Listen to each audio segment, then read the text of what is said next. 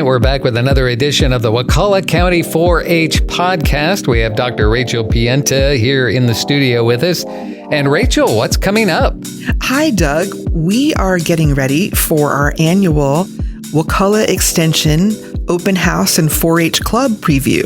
It's going to be August 23rd, 2025. That's a Saturday from 9 a.m. to 1 p.m. It's going to be at our facility located in Crawfordville at 84 Cedar Avenue. It's free to attend, very family friendly. We're going to have food trucks, live music from Wakulla. There'll be master gardener volunteers giving garden tours of our beautiful grounds. You'll see some beautiful flower gardens while you're there. We also will have all of our 4-H clubs set up so that families can meet club leaders, learn about the different club offerings. Our Family and Consumer Sciences faculty member, Samantha Kennedy, will be on hand offering mini courses. She teaches everything from food preservation to different types of cooking classes, financial management, budgeting. She teaches entrepreneurship, how to start your own cottage food business. And on top of that, we're going to have the Wakulla County Supervisor of Elections office there, and they'll be registering people to vote. So what a great opportunity. So come out 9 a.m. to 1 p.m., Saturday, August 23rd, and you'll learn about 4-H clubs. You'll learn about all of our different extension programs. We offer things for youth and adults. So there are different classes to take, different activities to be part of. There'll be food trucks out there, so lots of good food to choose from. And then we'll also have some entertainment from Wakulla. So it's going to be a great morning, and we encourage everyone to come out. It's free and open to the community. So on the podcast and radio show this episode, we have some special guests. Who's coming in? Oh, we have some great guests today. I'm super excited about this. We have Commissioner Quincee Messersmith. She serves on the Wakulla 4-H Advisory Council. And Quincy's done a little bit of everything for 4-H. She's been a co-leader for our cooking club. She comes and helps with our communications group. She helps us prepare for things like our special 4-H day at the Capitol. So she's taught youth how to pass a bill in the legislature. And she's also taught them things like parliamentary procedure. So she's going to talk a little bit about her role with Extension in 4-H and what she's looking forward to with the open house. And then we also have some youth that are doing the interviews today. We have with us Destyn, Caden, and Edison. So you'll hear from them during the podcast, and they're members of different 4-H clubs. And then we also have another special guest, a faculty member who is our county extension director, Mr. Daniel Leonard. And he is a horticulture agent by academic discipline. So he is someone who leads master gardeners and gives specialized classes related to how to recognize invasive plants, how to grow different types of plants, how to do small farms. He can also teach you plant identification and also even help you figure out pests and the right soil, and the list goes on. But we'll let the kids ask him those questions. All right. Well, without further ado, let's kick it off. The next edition of the Wakulla County 4-H radio show and podcast.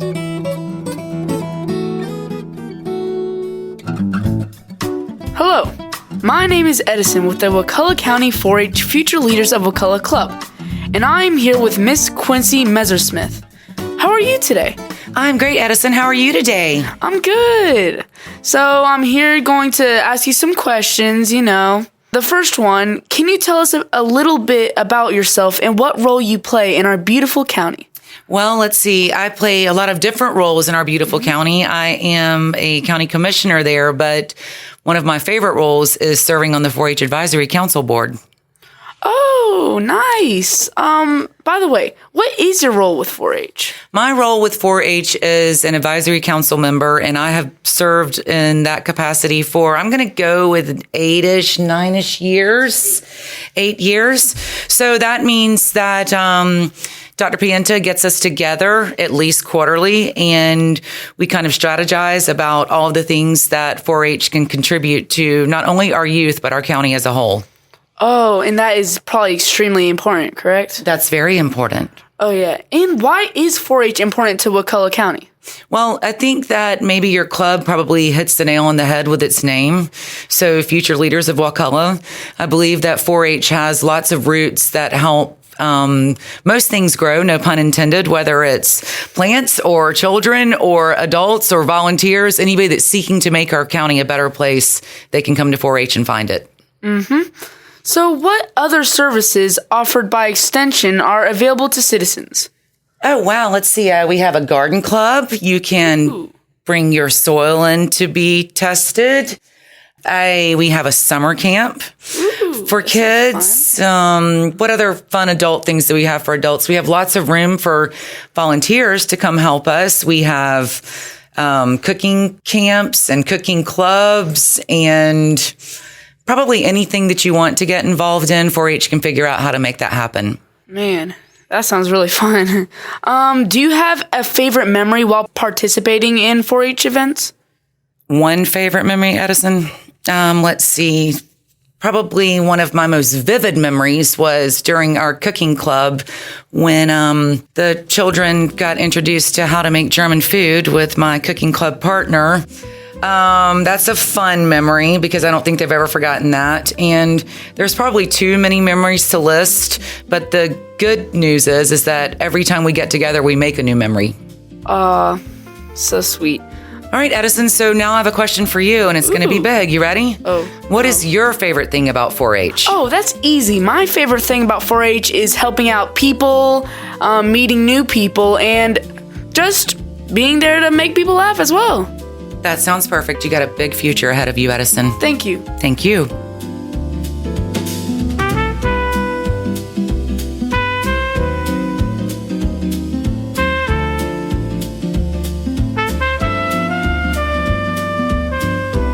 My name is Destyn. I'm with 4-H, and I am a current vice president of this year. I'm here with Dr. Rachel Pienta. How are you today? I'm great, Destyn. How are you? I'm pretty good. Or is a quick question. What's your favorite type of pie? Oh gosh, that's really difficult. Besides pumpkin. Pumpkin is awesome, but pie is just amazing. Like, there's key lime, there's apple, there's sweet potato. Especially key lime. And French silk. Have you ever had that? Oh, I never heard of it. Oh my gosh, it's chocolate and it's amazing. Oh, so it's like a chocolate pie? Yes. So like different types of chocolate, or is it like one kind? It's one type of chocolate. Yeah. Oh, I know how to make it. I'll make one. I'll bring it to 4-H. Oh, a chocolate pie. Yeah, it's good. You tell us a little bit about yourself and your role at the Wakulla Extension office. Okay. Well, I am the 4-H agent. So it's like being a double secret agent. My number's not 007 though. Just kidding. So the extension agent title is really historical. Back when it was primarily an agricultural position, but in Florida, they still use it. But around the country, we're considered professors, educators. So I am a faculty member at the University of Florida, but I also am appointed to Wakulla County government. So I have a dual role, but my primary job is serving the people of Wakulla County through 4-H. And in that role, I help support 4-H clubs, like the ones you're a member of. And I also work closely with the volunteers, like the ones who lead the clubs that you're part of. Wow. Last year was a busy but rewarding year. Do you have any highlights you'd like to share with us? Oh, wow. Last year was amazing. We had someone go to a national horse event in Kentucky. That was huge. They did a speaking competition there. So not only did they do state and regional, but they made it all the way to national. And that was a first for us, which was really just, phenomenal to have that happen. And then we also got a national award for this podcast. So we won at the state level in Florida. Then we won at the Southeast regional multi-state level. And then we won at the national level for best 4-H podcast in the country. And I got to fly out to Boise to accept the award on behalf of our 4-H program. So also kind of amazing. So that happened just in the fall. And then, really, right? And then in the spring, it kept going because our 4-H Shotgun Club went to the state competition and our team placed third. And then one of our youth placed 5th overall in the entire program, which qualified him to go to nationals for shotgun. So we sent one of our members out to Nebraska to represent the state of Florida for 4-H in the National Shooting Sports Championship. So also amazing, also a first time. And then just to keep it going, because obviously we were not achieving enough, we also had 5 youth ride in the Area North Horse Show, and 2 of those youth went on to compete at the state level. And that's the first time we've had any youth go to the state horse show in over 15 years. So overall, it has been a really strong year. We also have had some great local recognition. We got an award from Keep Wakulla County Beautiful for eco-friendly education. So great local honor in our own community there. So from the county to state to regional to national, we've had, last year was a year of achievements and firsts. I'm really excited to see what we can do this year. Yeah, that sounds quite impressive. A little more on the horse show. Sure. Is it like you gotta like make your horse look pretty and you gotta ride it? Or is it Both, just yes. So grooming is important. You do want your horse to look well kept, healthy, and all attractive. stylized and stuff? You do, absolutely. Yeah. In fact, some of the kids even do things like put ribbons in the horse's hair, or some of them do glitter stamping on the horse's coat. So they'll get glitter, and they have the special glue that you use for horses. It washes out, but it'll stay on for the competition. And they do things like doing like stars and hearts and 4-H clovers on the horse. So when they're riding, the horse is glittery and sparkly, which is a thing at 4-H horse shows. All right. Going into next year, I hear there are some exciting things in its planning stages. Can you give us a little sneak peek into that? Yeah. So we are definitely continuing with the podcast, and we've got some great plans for that. And then we also have a plan to offer a teen leadership summit. That's going to be October 13th. That's actually a teacher planning day. So kids are out of school, and it's a Monday. So October 13th, it's going to be at the extension office. So super excited about that. And then we also have a few more clubs coming. We're going to be starting the Junior Master Naturalist program. You know, we live in Wakulla County, Destyn. It's a really beautiful county. Do you like getting outside? Yeah. Yeah. What's your favorite place to go outside in Wakulla County? Yeah, let's say around my house.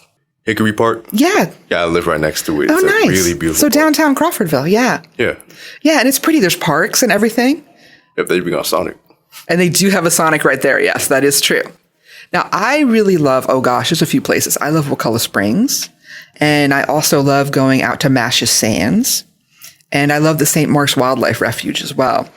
And in this club, we're going to get out and explore some of those places and learn more about what makes living in Wakulla County so special, because we have state and national forest, we have rivers, we have springs, and lots of wildlife. And there's a lot to know about living in Wakulla County. It is a very naturally wonderful place. Yeah, so I heard about the St. Mark's Wildlife Reserve and Wakulla Springs. I mean, we're all in Wakulla, so of course everyone heard of it, but what is the Marsh's Sands? Oh, so Mash's Sands, like mashed potatoes, mashes, right? So Mash's Sands is an area over on the western side, like where the mouth of the Ochlockonee reaches the bay. So it's kind of like a point on the edge of that western edge. It is a county park, but it's a really pretty beach. And when the water, at low tide, when the water goes out, you can walk out pretty far, which is kind of fun. And you can find some cool shells and stuff.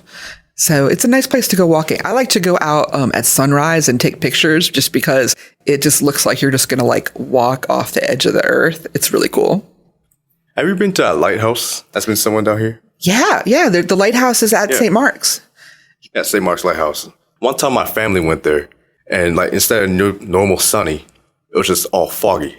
Oh, I bet that was really cool. Yeah, so we've been all wandering around, giant crew. We had our cousins and stuff. Yeah, went down into the fog.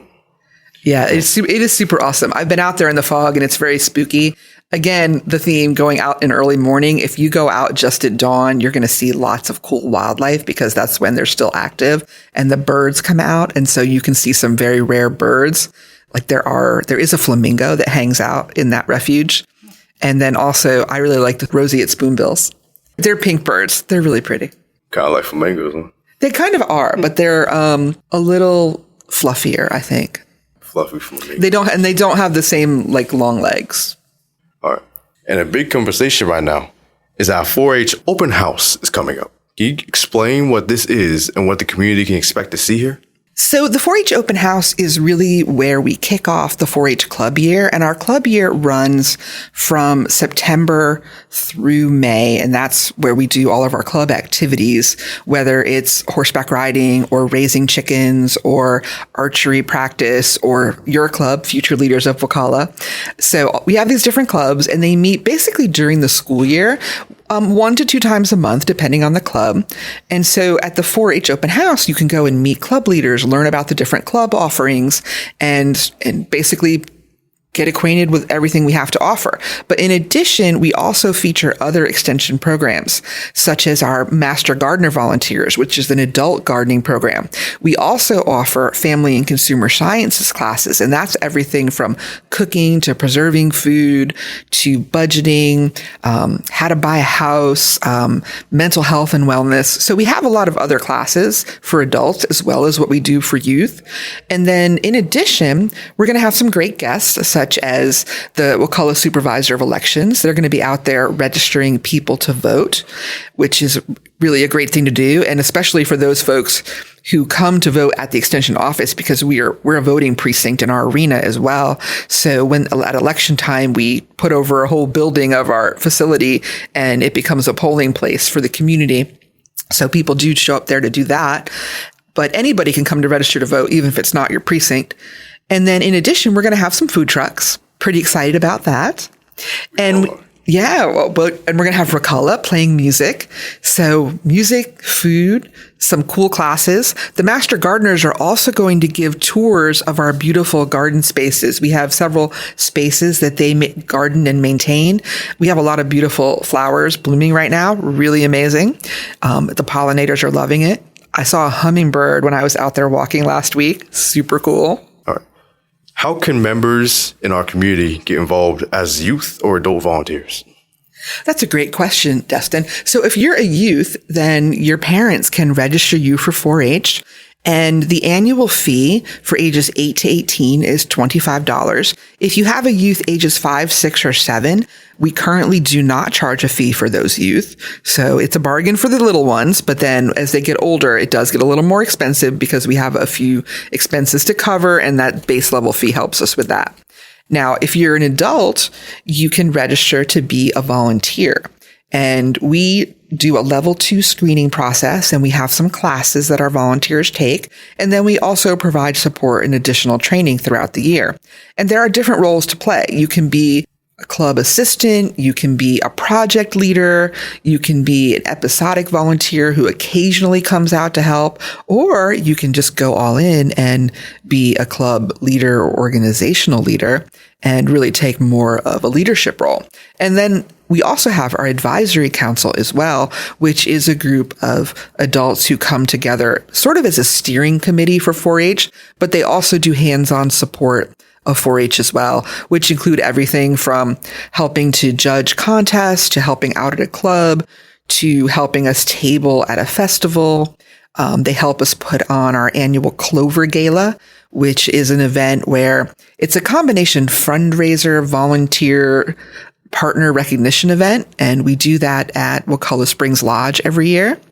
That's going to be, January 29th, 2026. So look for more information about that at our beautiful Wakulla Springs Lodge.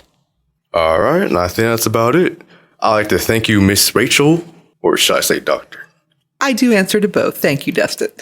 Right. But tell me, what has been your favorite part of being in 4-H this past year? I'd say my favorite part is the cleanup sessions that we have. Oh, tell me more about that. Yeah, where we get the volunteers, we pick a certain area, and then we go in, and then we clean up trash. Fantastic. What a great service to do for our community. So Wakulla 4-H has adopted Songbird Avenue, and we try to clean it at least 4 times a year, and Destyn's been out there with us doing that. So thank you, Destyn, for being part of that effort. Yeah, I love it. I'm so glad. That's fantastic. Mm-hmm.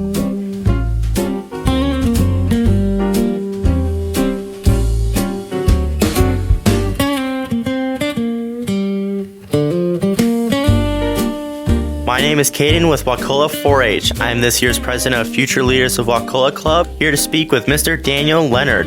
Can you tell the audience about yourself? Okay, so my name is Daniel Leonard, 5th generation Floridian. There's not that many of us around. My folks have been here since the early 1900s, always been involved in agriculture, and so kind of found my way to that path through the University of Florida. I'm currently the County Extension Director and Agriculture Agent for the University of Florida, IFAS Extension in Calhoun County. And I've met you guys here in Wakulla County through serving as your interim county director. So that's the short version. So you said agriculture got you to this, but what was the process that started it? The long version is at age 14, 12 or 14, somewhere in there in middle school, early high school range, I started playing around with plant propagation. So I rooted a number of plants in my parents' yard. I had a mentor in this, kind of got me into it. My first plant I ever rooted was a hydrangea. Of course, my folks had a pine tree farm growing up, so we were always out in the woods or in fields, grew a few peanuts and cotton, or rented to a farmer who did. So row crops as well. But horticulture was kind of the love that I found. And so that's really where I focused. I worked when I was in high school, later high school, and community college in Mariana at Chipola College. My after school job was at Oglesby Plants International, a big tissue culture lab there in Altha, which is coincidentally the town I reside in currently. They also grew a lot of tropical foliage and ferns and that kind of thing. And so kind of cut my horticultural teeth in that business, which led me to attend the University of Florida with a degree in plant science. So you said you first planted a hydrangea? Hydrangea. Yeah. Tell me a little bit about that. So hydrangea macrophylla is my favorite plant species. So it's the big blue flowers. They can also be pink or purple depending on the alkalinity or acidity of your soil. But where we are, they're typically blue. I rooted a bunch of those, planted them in my parents' house, and they were really pretty under the shade of the pine trees until Hurricane Michael came and took the pine trees out. And then it became way too sunny for those hydrangeas, and they are no longer in that landscape. But hydrangea is my favorite species, and that's where I got started. So being an extension agent, what is it you do? Oh, that's a great question. It's at once really simple and really difficult to explain. So I do a variety of things is the short answer again there. Probably the biggest thing that I do in my day-to-day and in a horticulture role is advise homeowners, new folks to the area, that kind of thing on a variety of issues in their lawns and landscapes. You know, we troubleshoot turf grass issues, troubleshoot issues that they may be having with their landscape plants, so shrubs, bedding annuals, that kind of thing. Also help interpret soil samples. I go do soil samples for people.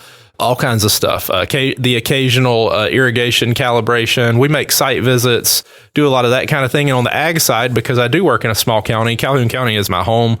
I also do a good bit of ag work. So that involves row crops. I have several peanut research trials going on currently. One is a leaf spot fungicide trial, and another is just a standard variety trial, testing new peanut varieties in farmers' fields locally. So that's a little snapshot of the day-to-day. What are the varieties of the peanuts? So that's a good question. A man comes with good questions. So we are primarily looking at varieties that are tolerant to the major diseases that we have, those being tomato spotted wilt virus, late and early leaf spot, and white mold. And of course, none of that matters if they're tolerant to those diseases, if they don't yield well, give farmers a big crop at the end of the year. And so we also strive to have high yields as well. So we want competitive varieties in the marketplace. And the only way to know that for sure is to test them in farmers' fields. And so that's what I do each year. Okay. What educations were needed, if any, to do this? Sure. Well, you got to finish high school. That's important. But once you do that, your undergraduate degree probably needs to be a little bit focused. Like my undergraduate degree, my bachelor's degree, if you will, was in plant science with a specialization in ornamental horticulture. I actually got a minor in business as well because I thought I wanted to run my own nursery, which I spent some time as a production manager at a nursery for my first few years out of college before I started with Extension. But I would encourage somebody that wants to get into Extension to decide what aspect of agriculture you want to focus on, whether that be youth development, like 4-H, like you're in now, whether that be family and consumer sciences. You may want a nutrition degree or a biology degree, for instance. Or if you decide to go into plants, you kind of need to, at some point, to decide whether you want to do more production ag or sort of more ornamentals. Do you like the pretty stuff? And that's the direction I went to start with. And so you can do that. And then extension does require that you eventually get a master's degree. And so typically by the time you start your master's program, you've decided what you want to focus on, and you make your master's work for you in that way. And so at the time that I did my master's degree, I felt like I needed more skills in communicating and that sort of thing. So I did mine in agriculture, education, and communication. And then you can also get a PhD, totally not required. Do you got a PhD? I am working on it. I'm a sucker for glutton for punishment, as they say. So, what PhD are you working on? Agronomy, so the science of crop production. So working in peanut breeding specifically. So as you see, your career path can change and meander as you go. Yeah. So I don't know, you didn't mention this, but did you do 4-H as a youth? I actually did not. Ooh. So that's not totally true. I was, of course, I predate 4-H online. The internet in its current form did not exist when I was in 4-H, so I was never in that. So I wasn't registered in 4-H or anything. However, I did participate in at that time, it was the Tropicana public speaking program. I did that in 4th, 5th, and 6th grade, and was actually our county champion in 4th and 6th grade. So I enjoyed that program, but as far as traditional 4-H club model, that sort of thing, unfortunately, I did not have a high awareness of 4-H at the time. And funny story, I actually didn't really know what extension was until I was out of college and was working at that production nursery and needed a pesticide license. And where did I have to go to get my pesticide license? But the Santa Rosa County Extension Office. So that was my first interaction with extension, was through our pesticide testing. With all of your agriculture and all of your experience that you've had, what would 4-H mean to you?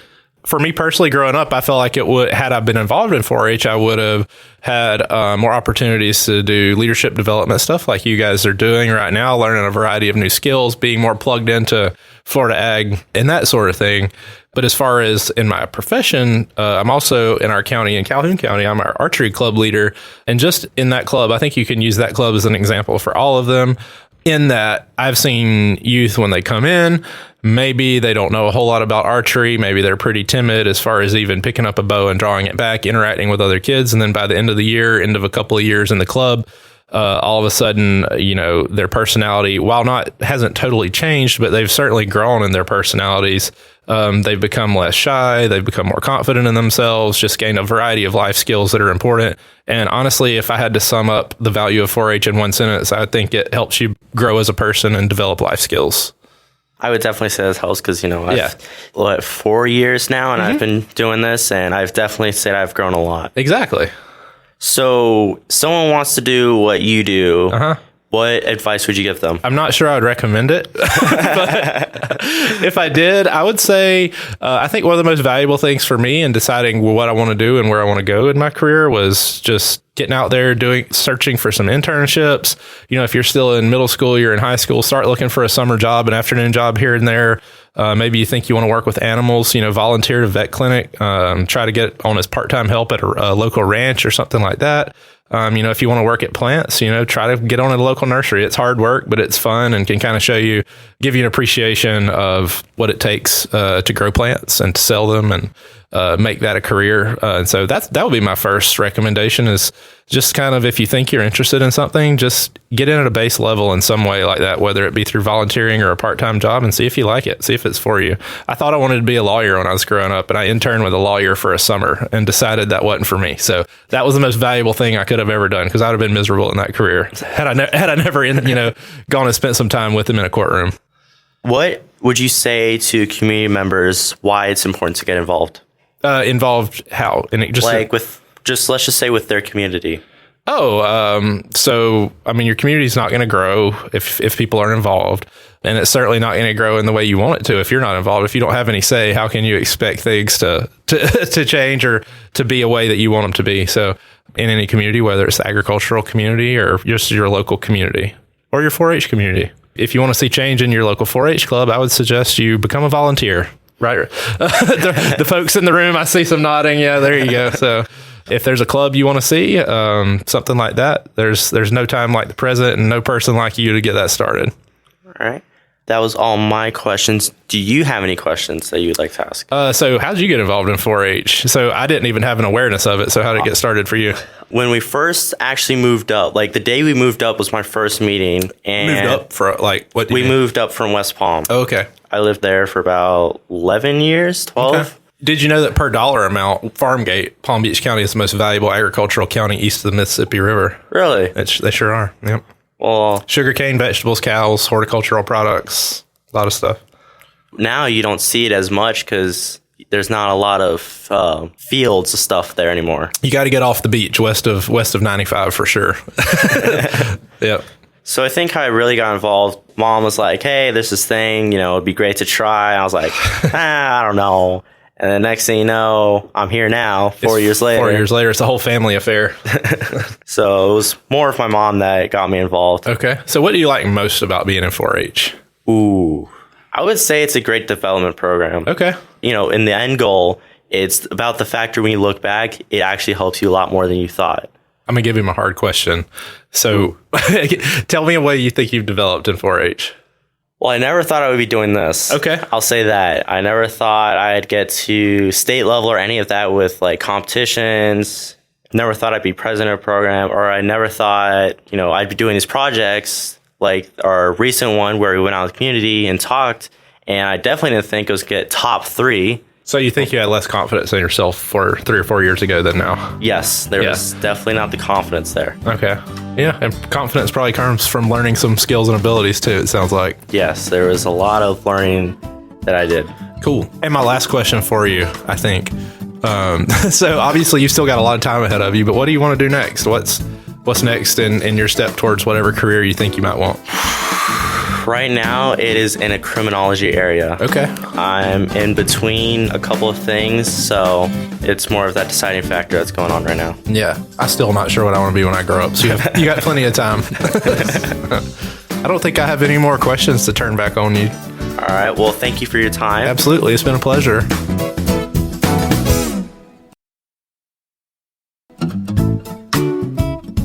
And there you have it, folks. Another edition of the Wakulla County 4-H radio show and podcast.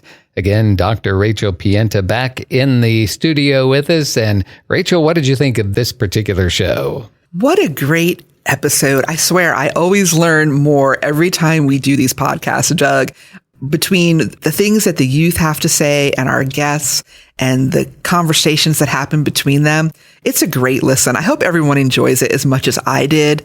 I especially am glad that we got a chance to talk about the open house today, though, because it's a great event and it really starts off our 4-H year, and it's so important to what we do. So we hope to see everybody August 23rd at the Extension Facility in Crawfordville. Again, it's 9 a.m. to 1 p.m. at 84 Cedar Avenue. If you have questions, give us a call, 850-926-3931. That's 850-926-3931. Thank you, Doug. And I want to remind you, you did make a commitment to make a pie. Oh, that is true. The question is, what kind of pie? Maybe I should do a poll on the Wakulla 4-H Facebook page. Folks, go to our Facebook page, leave me a comment about today's podcast. You can tell me what type of pie I should make. Destyn is voting for the French silk because he hasn't had it before. I have to say, of all the pies, it may be the most difficult, but I am up to the task. You've committed to the way to go, the most difficult pie. All right, that's Dr. Rachel Pienta with the Wakulla County 4-H, and for Wave 94, I'm Doug Apple.